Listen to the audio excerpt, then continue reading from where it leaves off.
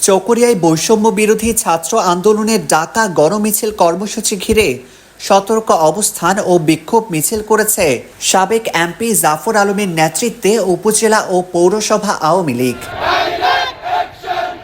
শনিবার সকাল থেকে পৌর শহরের থানা রাস্তার মাথাস্থ সিস্টেম কমপ্লেক্স চত্বরে অবস্থান নিয়ে বিকালে বিক্ষোভ মিছিল করেন তারা।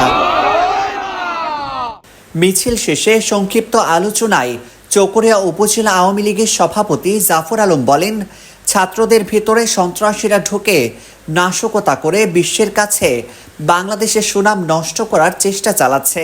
এটা যেন করতে না পারে, তাই সবাইকে রুখে দাঁড়াতে হবে।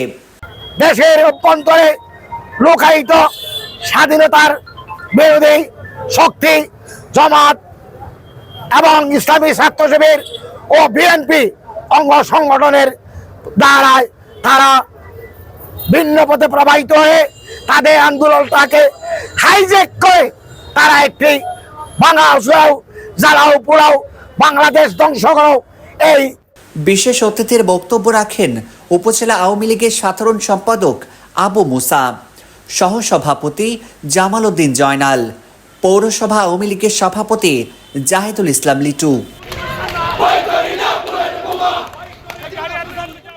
এছাড়াও পৌর শহরের জনতা শপিং সেন্টার এলাকায় সতর্ক অবস্থান নেন চকরিয়া উপজেলা চেয়ারম্যান ফজলুল করিম সাইদি ও মেয়র আলমগীর চৌধুরীর নেতৃত্বে আওয়ামী লীগের নেতৃবৃন্দরা।